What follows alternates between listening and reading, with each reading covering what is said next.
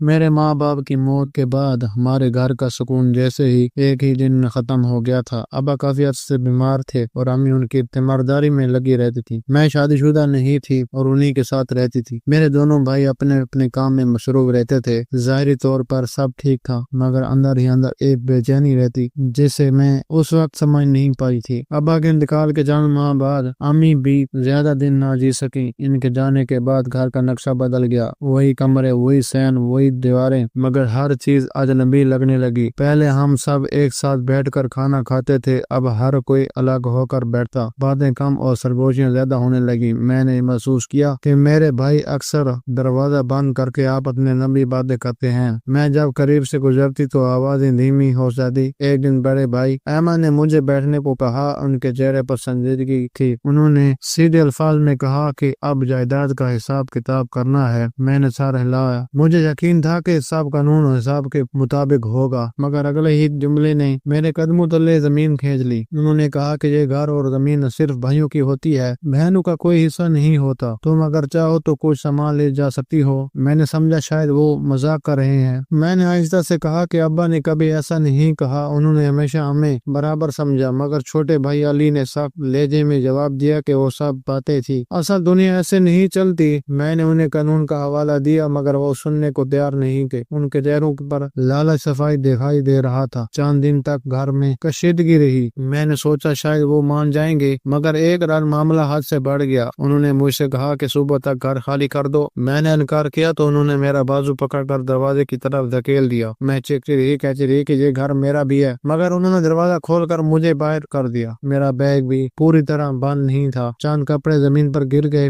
محلے والے دروازوں پر کھڑے دیکھتے رہے مگر کوئی بھی آگے نہ آیا۔ وہ رات میری زندگی کی سب سے طویل تھی۔ میں سڑک کے کنارے بیٹھی رو رہی تھی۔ مجھے سمجھ نہیں آیا تھا کہ کہاں جاؤں۔ رشتہ داروں دور کے تھے اور اکثر بھائیوں کے ساتھ ہی کھڑے رہتے تھے۔ آخرکار میں نے اپنی سہیلی سارا کے پاس چلی گئی، مگر دل اندر سے ٹوٹ چکا تھا۔ بھائیوں کو تو یہ بھی احساس نہیں تھا کہ کنواری جوان بہن کہاں کے لیے رہے گی۔ شاید ان کو یہ خوف تھا کہ کہیں انہیں میری شادی کے اخراجات نہ اٹھانے پڑ جائیں، جہیز نہ دینا پڑے، اور میری شادی کر دیں گے تو میرا شوہر جائیداد سے حصہ مانگے گا۔ اس وجہ سے وہ ابھی اسے مجھ سے جان چھڑوانا چاہتے تھے۔ جب مجھے گھر سے نکالا گیا تو سب سے زیادہ تکلیف دھکوں کی نہیں بلکہ اس خاموشی کی تھی جو میرے ارد گرد کھڑی تھی۔ محلے کی وہی عورتیں جو امی کے ساتھ بیٹھ کر گھنٹوں باتیں کیا کرتی تھیں، دروازوں کے پیچھے کھڑی تماشا دیکھتی تھیں۔ کسی نے یہ نہیں کہا کہ بہن کا بھی حق ہوتا ہے، کسی نے یہ نہیں پوچھا کہ میں رات کو کہاں جاؤں گی۔ اس رات میں نے پہلی بات سمجھا کہ رشتے صرف خون کے نہیں ہوتے ہیں، احساس کے بھی ہوتے ہیں۔ سارا کے گھر کے کمرے میں جب میں نے اپنا بیگ کھولا تو اس میں چند جوڑے اور امی کی ایک پرانی تصویر تھی جو شاید جلدی میں میرے ہاتھ میں آ گئی تھی۔ میں نے وہ تصویر اپنے سینے سے لگا لی اور بہت دیر تک روتی رہی۔ مجھے لگ رہا تھا جیسے میں ایک ہی دن میں یتیم بھی ہو گئی اور بے گھر بھی۔ اگلے دن جب میں کام کی تلاش میں نکلی تو ہر دفتر کے دروازے پر رکاوٹیں کھڑی ہو گئی۔ مجھے اپنا دارا دینا پڑتا تھا اور بار بار یہ بتانا پڑتا تھا کہ میں اکیلی ہوں۔ کچھ لوگ ہمدردی دکھاتے مگر ان کی آنکھوں میں اعتماد نہیں ہوتا تھا۔ کچھ لوگ غلط نظر سے دیکھتے، کام کی آفر کی صورت میں کرتے کہ مجھے ان کی ہر غلط بات ماننا ہوگی۔ میں وہاں سے اٹھ کر آ جاتی۔ شروع کے دن بہت مشکل تھے۔ میں نے کبھی گھر سے باہر کام نہیں کیا تھا، تعلیم مکمل تھی مگر تجربہ نہیں تھا۔ میں نے چھوٹے موٹے کاموں کے لیے زبان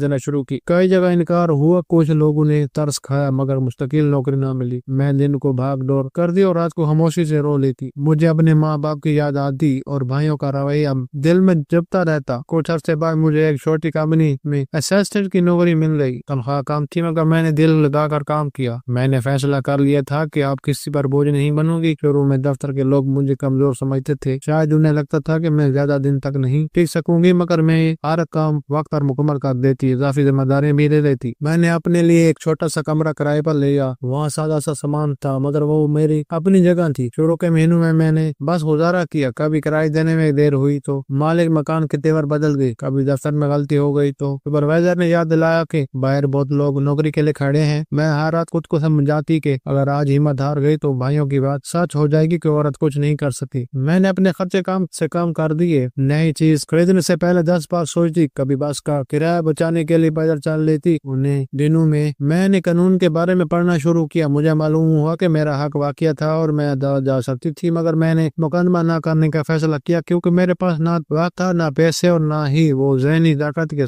سالوں عدالتوں کے چکر لگاؤں۔ میں نے سوچا کہ میں اپنی جنگ کسی اور طریقے سے لڑوں۔ میں نے محنت کی، آرام کا لال جیسے زندگی سے نکال دیا۔ دن رات ایک کر دی۔ میری سہیلی سارا کہتی چھوڑو اتنی محنت مت کرو، شادی کر لو، شوہر ذمہ داری اٹھا لے گا۔ میں نے اپنی سہیلی سے کہا جب سکے فون کے رشتے ذمہ داری نہیں اٹھا سکتے، مجھے گھر سے نکل جانے کا کہا تو کیا پتہ شوہر بھی زندگی کے کسی موڑ پر مجھے گھر سے نکال لے۔ میں چاہتی ہوں اپنے بل بوتے پر کچھ کروں، اپنا گھر بناؤں جہاں سے مجھے کوئی نکالنے والا نہ ہو۔ اور میری سہیلی خاموش ہو گئی۔ میں نے مزید تعلیم حاصل کی، کورسز کیا اور کمپنی میں ترقی ملتی گئی۔ ایک وقت آیا جب مجھے کمپنی کی طرف سے بیرون ملک ٹریننگ کے لیے بھیجا گیا۔ میں نے کبھی سوچا بھی نہیں تھا کہ میں ہوائی جہاز میں بیٹھ کر کسی اور ملک میں جاؤں گی۔ زندگی نے وہ سب دکھایا جس کا ہم نے تصور بھی نہیں کیا تھا۔ دوسری طرف میرے بھائیوں نے ابا کی زمین بیچ کر کاروبار شروع کیا۔ شروع میں چھوٹا سا یونٹ لگایا، پھر آہستہ آہستہ بڑھاتے گئے۔ لوگوں سے سنا کہ وہ کافی پیسے کما رہے ہیں۔ میں نے کبھی پلٹ کر ان سے رابطہ نہیں کیا۔ دل میں دکھ ضرور تھا مگر میں نے اس سے اپنی کمزوری نہیں بننے دیا۔ 10 سال بعد میں اپنی کمپنی میں ایک اہم عہدے پر پہنچ چکی تھی۔ میں نے سرمایہ کاری شروع کی، چند پارٹنر کے ساتھ مل کر ایک نیا پروجیکٹ شروع کیا۔ کام چل نکلا۔ میں نے دن رات محنت کی، کبھی کبھی رات دیر تک دفتر میں بیٹھتی۔ مجھے وہ رات یاد آتی جب مجھے گھر سے نکالا گیا تھا۔ میں نے خود سے وعدہ کیا تھا کہ ایک دن میں اس مقام پر کھڑی ہوں گی جہاں کوئی مجھے کمزور نہ سمجھے۔ وقت گزرتا گیا۔ میں نے اپنی کمپنی چھوٹے پیمانے سے شروع کی مگر ایمانداری اور مستقل مزاجی سے کام بڑھتا گیا۔ لوگ مجھ پر اعتماد کرنے لگے۔ 3 سالوں میں میرا نام کاروباری حلقوں میں جانا جانے لگا۔ میں نے ہمیشہ کوشش کی کہ کسی کے ساتھ ناانصافی نہ ہو جو میرے ساتھ ہوئی تھی۔ خاص طور پر خواتین کے لیے میں نے ملازمت کے مواقع بڑھائے۔ کسی دوران خبر ملی کہ میرے بھائیوں نے اپنی زمین پر ایک بڑی فیکٹری لگائی ہے۔ انہوں نے اس کا خواب چرچا کیا، شہر میں اس کا ذکر تھا۔ جب میں نے سنا تو مسکرا دی۔ وہ بزنس مین خود تھی۔ ان کے پروجیکٹ میں میری کمپنی نے سرمایہ کاری کی تھی مگر انہوں نے کبھی میرا پورا نام نہیں جانا تھا۔ ساری بات چیت میرے نمائندوں کے ذریعے ہوئی تھی۔ افتتاح کے دن میں نے سادہ مگر باوقار لباس پہنا، اپنی گاڑی میں بیٹھ کر اس فیکٹری کی طرح روانہ ہوئی جو کبھی میرے باپ کی زمین تھی۔ دل میں عجیب سا سکون تھا، نہ غصہ تھا نہ بدلہ لینے کی خواہش، بس ایک خاموش اعتماد تھا۔ جب اپنی گاڑی سے اتری تو وہاں موجود لوگوں کی نظریں میری طرف اٹھ گئی۔ میرے بھائی اسٹیج کے قریب کھڑے مہمانوں کا استقبال کر رہے تھے۔ انہوں نے مجھے دیکھا تو ایک لمحے کے لیے جیسے سکت ہو گئے۔ شاید انہیں یقین نہیں آ رہا تھا کہ جس بہن کو انہوں نے رات کے اندھیرے میں دھکے دے کر نکالا تھا وہ آج ان کی سب سے بڑی سرمایہ کار بن کر سامنے کھڑی ہے۔ ان کے چہروں پر حیرت، شرمندگی اور بے یقینی تھی۔ فرق صرف اتنا تھا کہ آج میں مضبوط کھڑی تھی۔ اسٹیج پر میرا نام پکارا گیا تو میں آہستہ آہستہ قدم بڑھاتی ہوئی آگے گئی۔ حال تالیوں سے گونج اٹھا۔ میرے بھائی ایک طرف کھڑے تھے، ان کی نظریں مجھ سے ملنے سے قدرے جھک گئی تھی۔ میں نے مائک سنبھالا اور چند لمحے خاموش رہی۔ میرے سامنے وہ زمین تھی جس پر کبھی میں نے بچپن میں دوڑ لگائی تھی۔ میں نے اپنی تقدیر کا آغاز کاروباری انداز میں کیا، فیکٹری کی ہمت، روزگار کے مواقع بتائے، پھر کہا کہ میں زمین سے زیادہ تعلق رکھتی ہوں۔ لوگ حیران ہو کر سننے لگے۔ میں نے بتایا کہ کبھی یہاں ہی گھر تھا جہاں میں اپنے ماں باپ کے ساتھ رہتی تھی۔ میرے الفاظ سادہ تھے مگر حال میں مکمل خاموشی چھا گئی۔ میں نے بھائیوں کا نام نہیں لیا، نہ ہی کوئی شکایت کی، بس اتنا کہا کہ زندگی میں مشکل وقت انسان کو یا تو توڑ دیتا ہے یا پھر بنا دیتا ہے۔ مجھے بھی ایک دن گھر سے نکلنا پڑا تھا۔ اس رات میں نے فیصلہ کیا تھا کہ میں اپنے حق کے لیے کسی سے لڑوں گی نہیں بلکہ اتنی مضبوط بنوں گی کہ کوئی میرا حق چھین نہ سکے۔ میرے بھائیوں کے چہرے جھک گئے تھے، شاید انہیں اندازہ ہو رہا تھا کہ میں سب کچھ جانتی ہوں۔ تقریب ختم ہوئی تو لوگ میرے گلے لگنے لگے، میڈیا والے سوال پوچھنے لگے۔ اس دوران بڑا بھائی احمد آہستہ سے میرے قریب آیا۔ اس کی آواز میں پہلی والی سختی نہیں تھی۔ اس نے دیر سے کہا ہمیں تم سے بات کرنی ہے۔ ہم کمرے میں بیٹھے، کچھ لمحے خاموشی رہی، پھر اس نے کہا کہ ہم سے غلطی ہوئی۔ اس وقت ہمیں سمجھ نہیں تھی لالچ انسان کی آنکھوں پر پردہ ڈال دیتا ہے۔ میں انہیں دیکھتی رہی۔ میرے دل میں برسوں کا دکھ ضرور تھا مگر نفرت نہیں تھی۔ میں نے نہیں کہا کہ جو ہو گیا وہ واپس نہیں آ سکتا، مگر سچ یہ ہے کہ عورت کا حق ہوتا ہے، چاہے وہ بہن ہو یا بیٹی۔ چھوٹے بھائی علی کی آنکھوں میں آنسو آ گئے۔ اس نے کہا کہ ہم نے تمہیں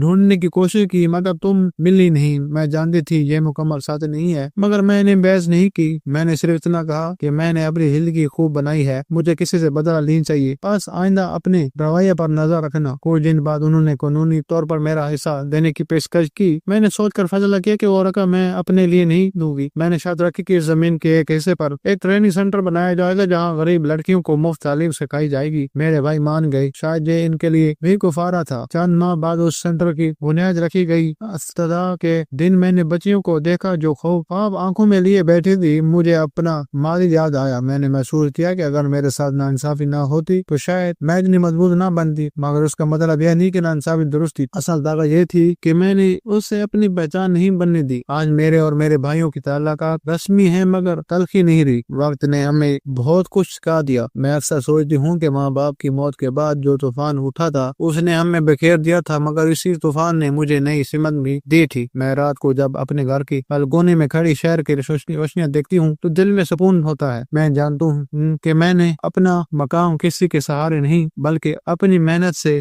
بنایا ہے، اور سب سے بڑی بات یہ ہے کہ میں نے کسی کا حق نہیں مارا۔ زندگی نے مجھے ایک سبق دیا کہ اگر کوئی دروازہ آپ پر بند کر دے تو سڑک پر بیٹھ کر رونے کے بجائے آگے بڑھ پڑو۔ راستہ لمبا ہوگا مگر کہیں نہ کہیں ایک نیا دروازہ ضرور کھلے گا، اور جب وہ دروازہ کھلے گا تو پیچھے مڑ کر دیکھنے کے بجائے دوسروں کے لیے بھی راستہ بنا دو۔ یہی میری اصل کامیابی ہے۔ ناظرین، آپ کو ہماری آج کی کہانی کیسی لگی؟ کمنٹ سیکشن میں اپنی قیمتی رائے کا اظہار ضرور کیجیے گا، اور اس طرح کی سبق آموز کہانیاں سننے کے لیے چینل کو سبسکرائب کریں، ویڈیو کو لائک کریں اور زیادہ سے زیادہ شیئر کریں۔ پھر ملتے ہیں ایک نئی کہانی کے ساتھ، تب تک کے لیے اللہ حافظ۔